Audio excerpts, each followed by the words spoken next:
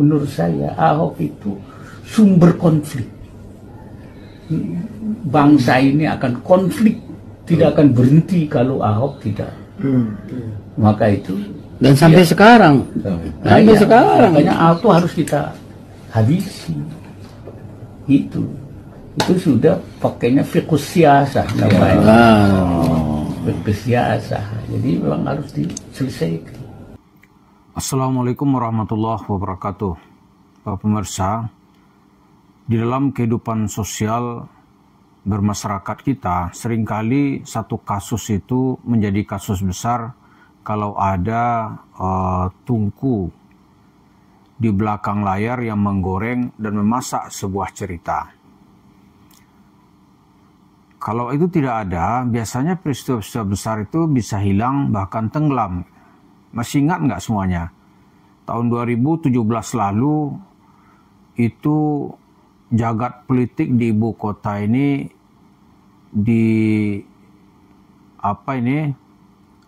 ribut dengan kasus Ahok. Basuki Cahayapurnama saat itu sebagai gubernur incumbent yang mau dijatuhkan gitu. Dicarilah ada kesempatan saat itu dia dianggap menista agama. Setelah peristiwa itu berlalu ya, ketika itu kan dia memanfaatkan surat Al-Maidah surat kelima ayat 51. Begini bunyi ayatnya itu. Ya ayyuhalladzina amanu la tattakhidul yahuda wan nasara awliya ba'duhum awliya'u ba'd wa may yatawallahum minkum fa innahu minhum. Innallaha la yahdil qaumaz zalimin. Wahai orang-orang yang beriman, janganlah kamu memilih orang Yahudi dan Nasrani sebagai aulia. Nah, ini kata-kata aulia ini yang kemudian menimbulkan interpretasi. Ya kan? Ahok saat itu rupanya video yang beredar itu juga sudah diedit. Diedit oleh orang-orang yang berkepentingan. Kita mengungkap peristiwa ini, ya, kemudian ujungnya Ahok disalahkan dan dia menjalani hukuman 2 tahun gitu, di penjara. Walaupun secara praktis, ya dia hanya menempati di Makobrimob. Tapi Ahok sudah kehilangan jabatannya sebagai gubernur DKI karena dikalahkan oleh penantangnya yaitu Anies Baswedan.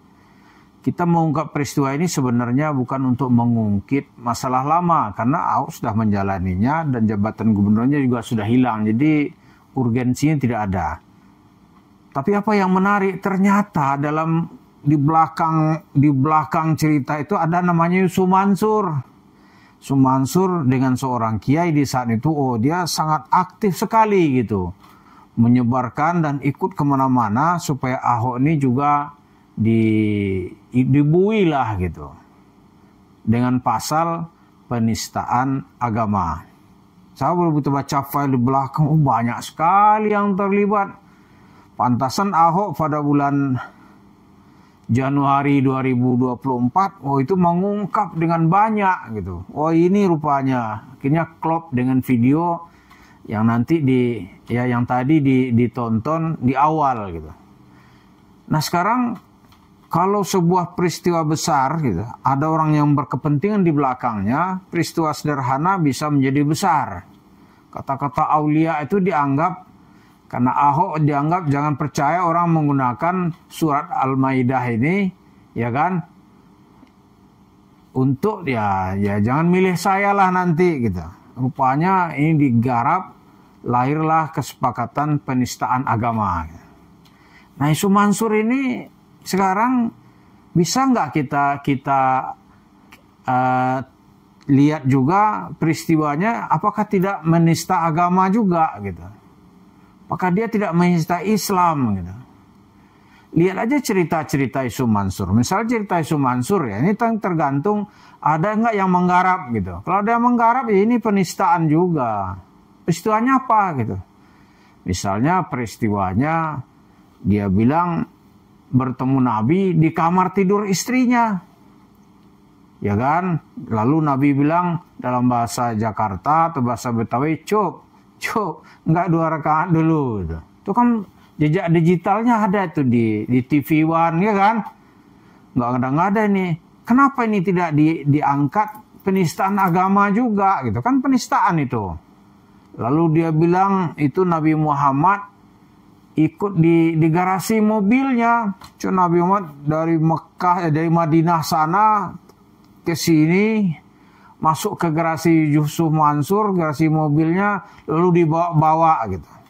Ketika terdesak, diserang di mana-mana, Yusuf Mansur hanya bilang, maksud aneh kebersihan. Apaan maksud aneh kebersihan? Coba kalau ada yang menggarap ini sebuah penistaan agama, ini jadi juga ini. Cuma masalahnya sekarang itu tidak ada koneksi politiknya. Tidak ada koneksi yang berkepentingan besar gitu.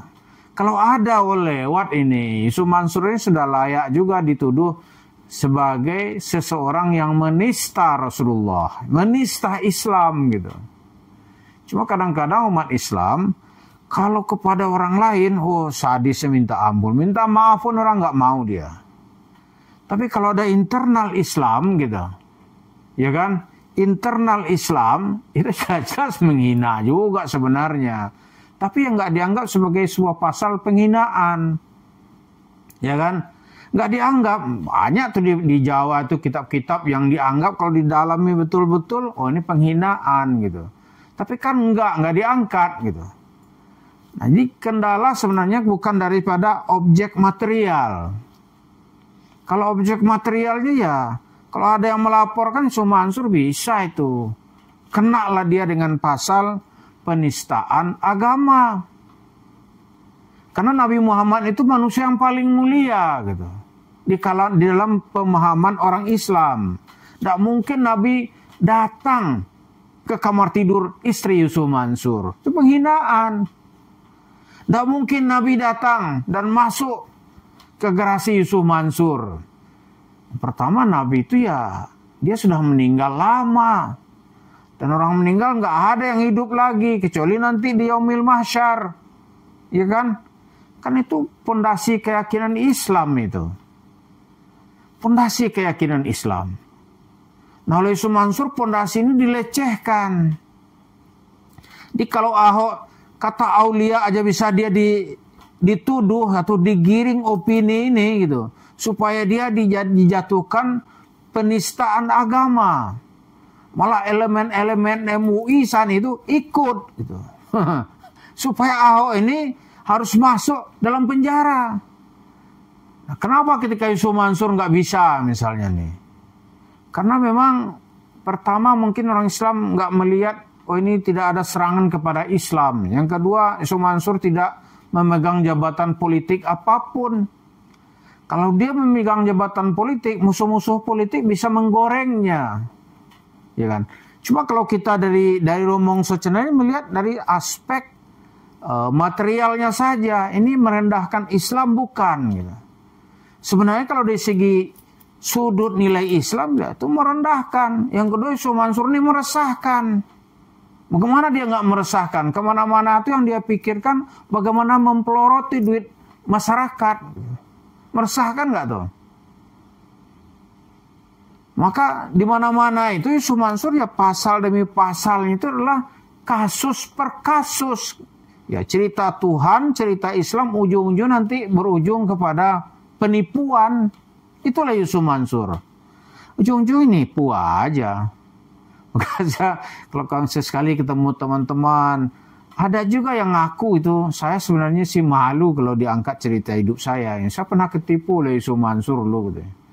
Tapi yalah kalau diangkat lagi sekarang ya malu juga. Gitu, begitu dia. Gitu. Lalu dengan cerita yang merendahkan Islam ini Yusuf Mansur berpesta pora, nggak ada yang mengugatnya secara penistaan agama. Karena nggak ada yang mengugat penistaan agama ya uang-uang yang dapat itu Yusuf Mansur enak. Punya warung stick and shake, ya kan? Punya tanah di mana-mana, tanah-tanah strategis. Dia bangun warung stick and shake. Dari situ dia mendapatkan duit miliaran setiap bulan. Gitu. Itu di atas cerita penghinaan kepada umat Islam, kepada nabinya, gitu, kepada ajaran Islam. Dia jual itu cerita kuburan Musa gitu, makam Umi Uum dan Syekh Ali Jaber. Jualan itu. Cobalah kalau nggak dijual.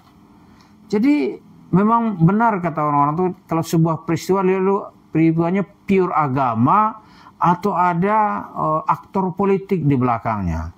Kalau ada aktor politik, agama itu bisa jadi senjata gitu. Ya kan, karena itu Ibnu Rus mengatakan jualan agama itu biasanya laris, murihun gitu. Ya kan, tijarat inna tijaratud din, ya inna tijaratad din murihun lil juhala, di kalangan orang-orang bodoh, kata Ibnu Rus begitu. Itu gurih sekali nih jualan agama di kalangan masyarakat yang masih pemahaman agamanya masih payah. Nah, Isu Mansur memanfaatkan ini ya. Tapi kalau ada yang menggarapnya, kalau dia punya kepentingan politik, lantas Isu Mansur ini bisa dijadikan sasaran sebagai penista agama. Tapi dari segi materi, untuk penistaan itu sebenarnya sudah cukup ya. Jadi Isu Mansur sekarang ini ya senang-senang bisa berpesta di dalam dengan berinvestasi di warung stick and check, karena umat Islam masih mendiamkannya. Terima kasih. Assalamualaikum warahmatullahi wabarakatuh.